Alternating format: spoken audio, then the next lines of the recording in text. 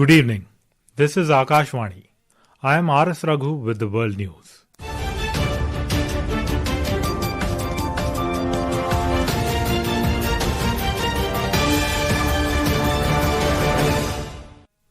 The headlines. UPI completes a decade making India a global leader in digital payments with world's largest real-time payment system.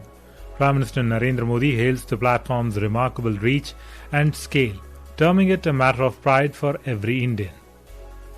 National Security Advisor Ajit Doval and Chinese Foreign Minister Wang Yi hold special representative talks in Beijing on boundary issues and improvement of ties. External Affairs Minister S. Jaishankar holds talks with his Russian counterpart Sergei Lavrov in Moscow on bilateral and global issues. UN Secretary General Antonio Guterres calls for immediate end to attacks on commercial shipping and civilian infrastructure, and in men's cricket, hosts Sri Lanka trail by 238 runs against India in first innings as rain forces early stumps on day 3 of Colombo Test.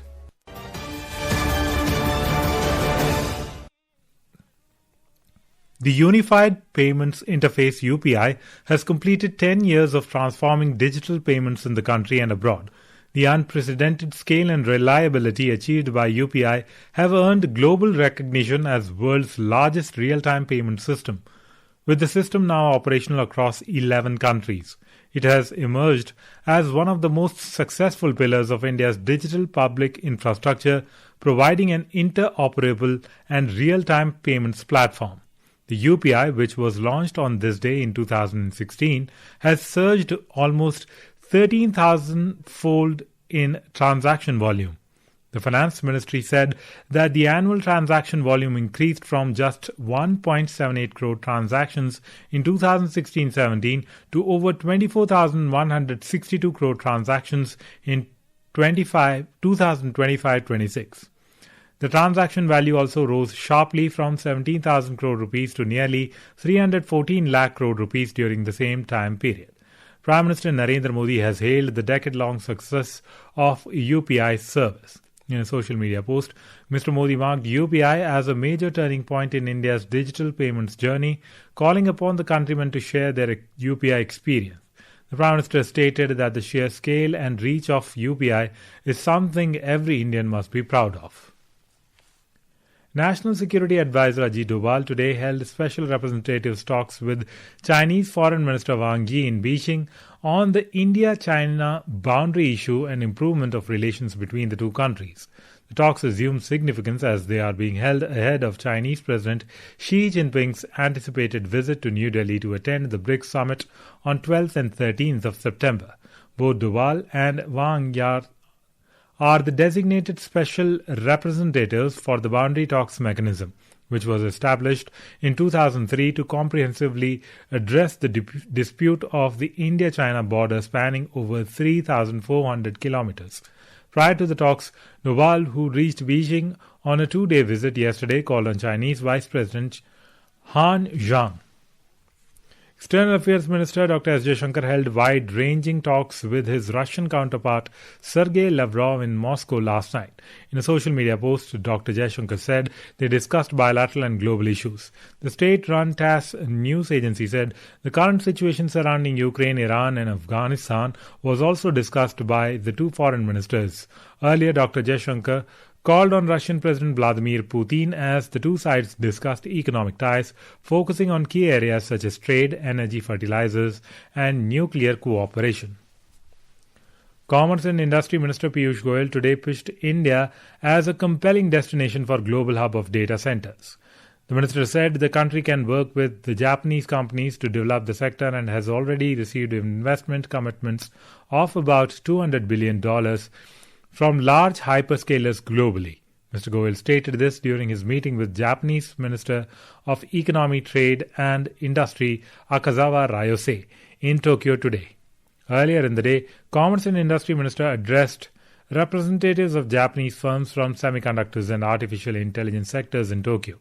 Speaking on the occasion, the minister said the government is working on a framework to exempt high-tech sector companies, including from Japan, from mandatory Bureau of Indian Standards certification for equipment and components needed to set up manufacturing facilities in India.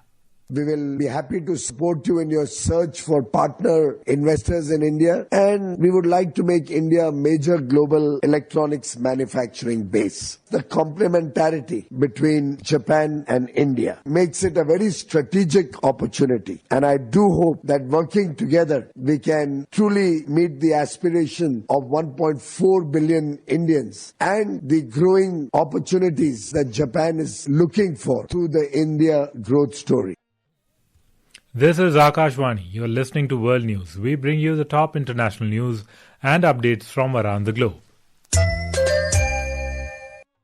United Nations Secretary General Antonio Guterres has called for an immediate end to attacks on commercial shipping and civilian infrastructure as conflicts threaten key global trade routes. Guterres urged all parties to respect international law and including law of the sea and international humanitarian law along with protection for civilian shipping, infrastructure and civilian seafarers in the Black Sea, Strait of Hormuz and Red Sea. We need full respect for international law, including the law of the sea and international humanitarian law, protection for civilian shipping, infrastructure and civilian seafarers, the upholding of navigational rights and freedoms, an immediate end to attacks against commercial shipping and civilian infrastructure in the Black Sea, the full restoration and respect of navigational rights and freedoms in the Strait of Hormuz. The United Kingdom Maritime Trade Operations reported that an oil tanker was hit by an unknown projectile near Oman and advised vessels to exercise caution. Meanwhile, the US has said it had redirected 71 commercial vessels, disabled 3 and boarded 2 as part of its blockade of Iran. Washington also imposed sanctions on nearly 60 entities, individuals and vessels linked to Iran's military and energy sectors. Canada has struck back at the United States with retaliatory tariffs on about $20 billion worth of American goods, including steel, dairy products, appliances and farm equipment, as the trade war between the two countries escalated sharply. The new tariffs extend well beyond industrial goods, hitting everyday purchases such as seafood, cheese, clothing, cosmetics and toilet paper, with some facing duties as high as 50%. The tariffs will be implemented from September 8, even as US tariffs already came into place on Saturday.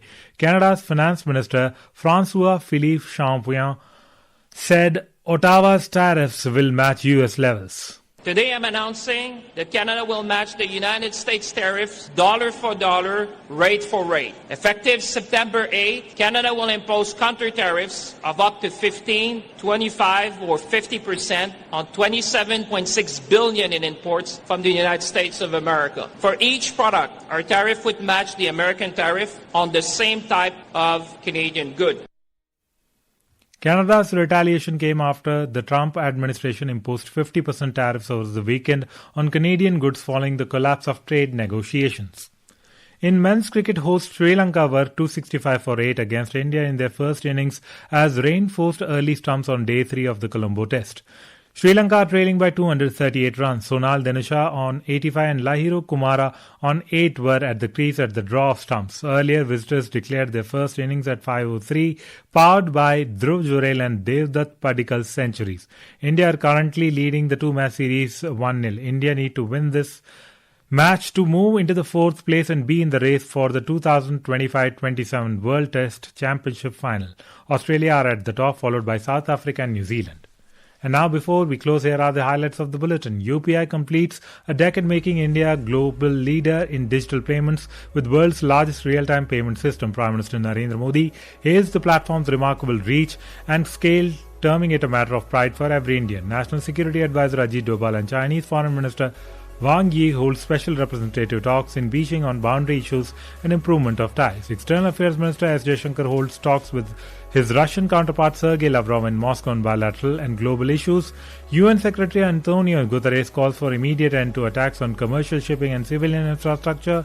And in men's cricket, host Sri Lanka trail by 238 runs against India in first innings as rain forces early stumps on day 3 of Colombo Test. That concludes tonight's World News Bulletin. For more updates, stay tuned to Akashvani. Good night.